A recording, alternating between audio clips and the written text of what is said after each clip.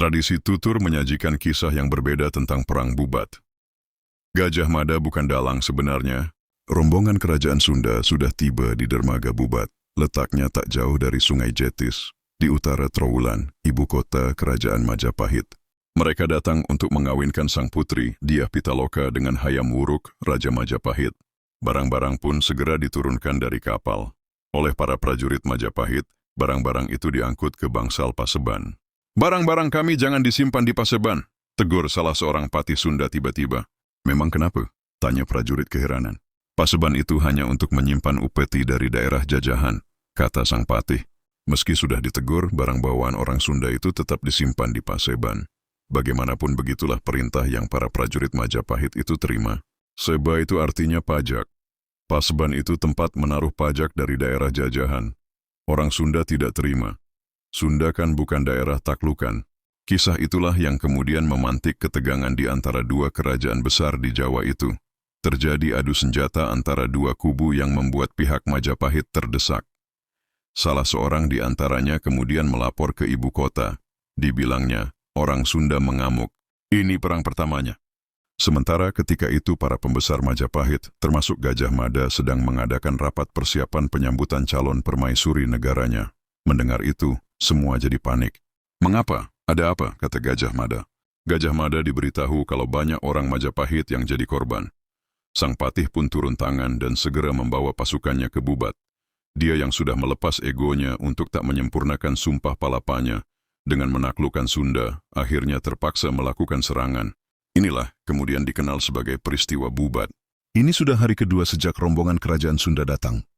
Apa yang dikisahkan Aan memang sangat berbeda dari penuturan Kidung Sundayana maupun para raton. Selama lebih dari 20 tahun, Aan menghimpun tradisi tutur yang tersebar di tengah masyarakat Jawa Barat hingga Lawang Sumber, tepi kota Surabaya, Jawa Timur. Dari penelusurannya didapatkan kalau Gajah Mada bukanlah tokoh utama yang bisa disalahkan atas terjadinya peristiwa berdarah ini. Saya mewawancara puluhan orang yang usianya jauh di atas saya. Hasilnya sangat berbeda dari sejarah resmi selama ini. Dalam tradisi tutur didapatkan kalau Perang Bubat sengaja diletuskan untuk menjatuhkan Sang Mahapatih. Bagi para elit politik di kursi pemerintahan Majapahit, Gajah Mada terlalu mendominasi. Karenanya, Kerajaan Sunda dan Gajah Mada sebenarnya adalah dua pihak yang sama-sama menjadi korban. Beberapa menteri pejabat negara ingin mempunyai pengaruh yang baik di depan raja. Rakyat lebih mengenal Gajah Mada daripada raja. Ini tak mengenakan bagi menteri lain. Sementara itu, Hayam Wuruk juga sudah pernah memperingatkan Gajah Mada. Dia akan membiarkan patihnya itu memenuhi ambisinya menguasai wilayah-wilayah di Nusantara, kecuali wilayah kerajaan Sunda. Bagi Hayam Wuruk, kerajaan itu merupakan leluhurnya. Maka lewat perkawinan diharapkan pihaknya bisa mempererat ikatan dengan kerajaan satu keturunan itu. Secara ambisi kecewa, tapi dia negarawan tulen. Sebesar apapun ambisi Gajah Mada, baginya keinginan raja adalah keinginan negara.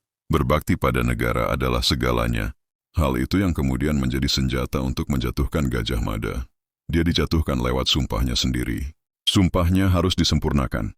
Kalau menyerang Sunda akan dianggap pelanggaran, dan terjadilah. Sesudah terjadi perang besar, semua orang Sunda tewas. Gajah Mada justru yang dituding biang kerok oleh para menteri. Tak pelak lagi, hubungan kedua kerajaan itu memburuk.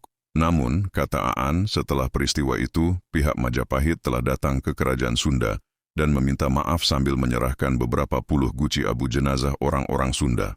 Kenapa sejak saat itu sampai masa Pajajaran tidak bermusuhan dengan Majapahit?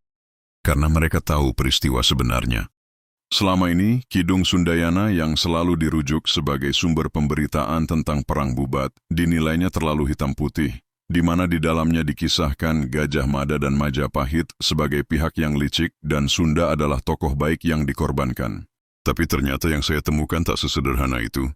Menurut para raton, Perang Bubat terjadi pada 1757, sedangkan Kidung Sundayana baru dibuat 300 tahun setelahnya. Apalagi kitab itu sebelumnya sempat dibawa ke Belanda. Pada 1920, naskahnya baru kembali ke Indonesia dan diterbitkan oleh filolog Belanda, C.C. Burke dalam bahasa Belanda. Belum lagi pada 1940-an, melalui negara Pasundan, beberapa orang Sunda ingin memerdekakan diri dari Indonesia. Adalah Raden Soeria Kartalegawa. bekas Bupati Garut yang memproklamirkannya atas bantuan Belanda. Orang Sunda soal Perang Bubat baru tahu setelah itu. Sejak dulu selalu dipercaya jika ingin menguasai Nusantara harus menguasai Pulau Jawa lebih dulu. Sementara untuk menguasai Pulau Jawa, dua kutub kekuatannya, Majapahit di timur dan Sunda di barat, harus ditaklukkan. Jadi ini mungkin konspirasi besar untuk menguasai Nusantara. Apapun itu yang jelas tradisi tutur masyarakat ini, setidaknya mendukung kemungkinan kalau Perang Bubat, perseteruan antara kerajaan Sunda dan Majapahit, pernah terjadi dahulu kala. Kini, berbagai upaya rekonsiliasi dilakukan untuk mengguyupkan kembali dua suku besar di Jawa itu